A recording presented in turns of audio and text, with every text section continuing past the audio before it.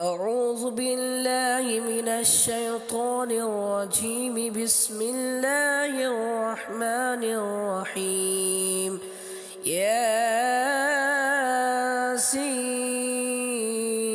والقرآن الحكيم إنك لمن المرسلين على صراط مستقيم تنزيل العزيز الرحيم لتنذر قوما ما أنذر آباؤهم فهم غافلون.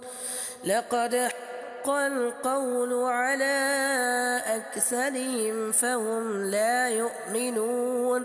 إنا جعلنا في أعناق